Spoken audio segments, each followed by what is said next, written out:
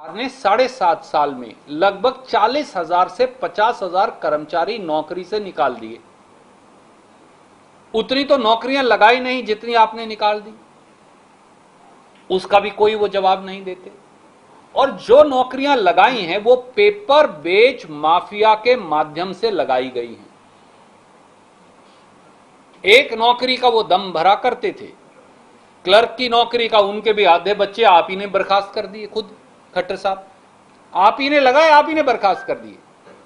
Sports के जितने बच्चे थे आपने पहले नौकरी दे दी, उन्होंने 2-2 साल नौकरी की, उनकी शादियां होगी, बच्चे हो गए, फिर आपने कहा तेरा तो सर्टिफिकेट वैध नहीं है, टर्मिनेटेड। ग्रुप डी के, हाँ, जो ग्रुप डी के थे, वहां भी जो बच्चे लगाए कोई पीएचडी था, आपने उसे ग्रुप डी की ऐसी नौकरी पर लगा दिया जो उसे करनी नहीं थी, उसने ज्वाइन ही नहीं किया।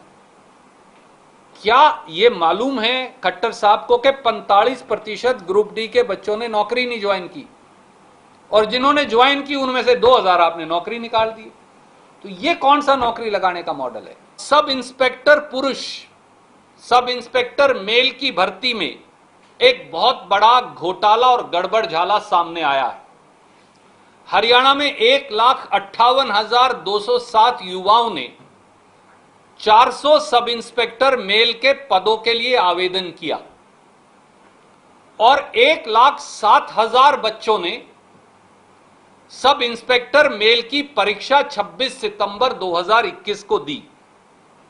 एक बार फिर हरियाणा के नौजवानों के भविष्य को बोली लगाकर बेच दिया गया।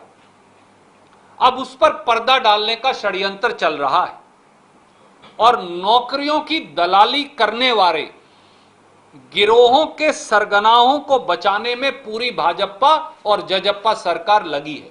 और मैं 5 बिंदु लेकर कागजात के साथ आपके बीच में उपस्थित हूं। पहला, एक नहीं 3-3 पेपर, अलग अलग सेंटर में अलग अलग पेपर, किसी सेंटर में 2 पेपर करवाए, किसी में 3 पेपर दिए। पुलिस सब इंस्पेक्टर की परीक्षा में हमने ये तो सुना है एक परीक्षा का एक पेपर होता है, पर एक परीक्षा के 3 पेपर होते हैं। ये पहली बार हरियाणा जो भर्ती सेल काउंटर है उसने साबित कर दिया, और मैं इन तीनों पेपर्स की प्रतिलिपि आपको भेज रहा हूं। ये हैं वो 3 paper, paper 1, paper 2 and paper 3। ये 3 पेपर है, ये तीनों ही पेपर दे दिए एक ही दिन में।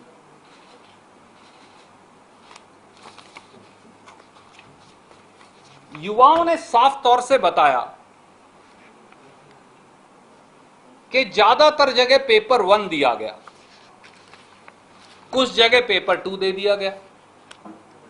कुछ सेंटरों में यह भी हुआ कि पेपर 1 जब उन्होंने कर लिया तो उसके बाद पेपर 2 भी करवाया, और कुछ सेंटरों में पेपर 1, 2 और 3 तीनों दे दिए 20-20 मिनट के चक्कर में।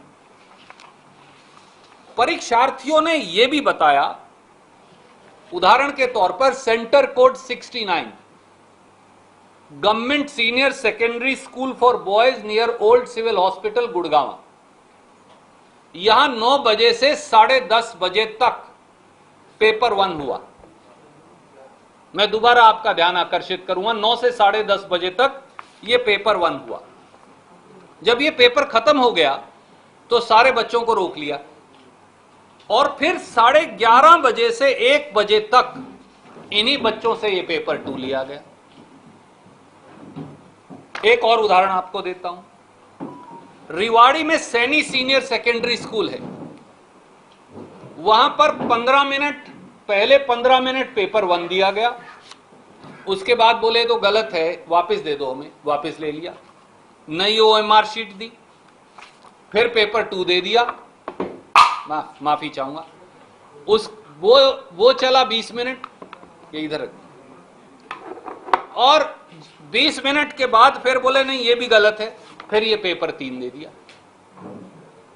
ये रेवाड़ी में सैनी सीनियर सेकेंडरी स्कूल की बात है। एक परीक्षा के लिए 3 पेपर क्यों? दूसरा, ज्यादातर सेंटरों में पेपर 1 दिया, गुड़गांव में 1 से अधिक सेंटरों में 9 से 10:30 और फिर 11 से 1:30 दूसरा पेपर करवाया।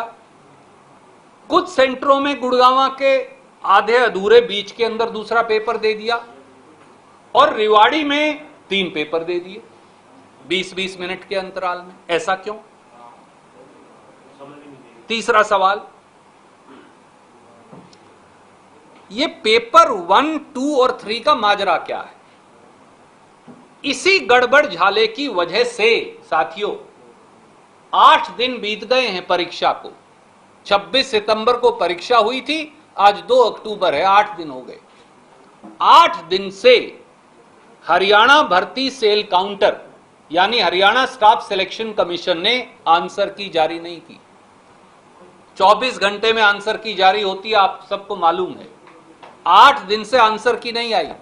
क्यों? आंसर की देंगे तो 3 पेपरों की देनी पड़ेगी। 3 पेपरों की दे नहीं पा रहे, इसलिए आंसर की नहीं जारी करते। इस पूरे सब इंस्पेक्टर मेल के पेपर प्रकरण और हरियाणा स्टाफ सिलेक्शन कमीशन और उनकी कार्यप्रणाली, उनकी जांच हाई कोर्ट के 2 सिटिंग जजेस के कमीशन से 90 दिन में पूरी हो करवाई जानी चाहिए। और तब तक हरियाणा स्टाफ सिलेक्शन कमीशन यानी कर्मचारी भर्ती सेल काउंटर को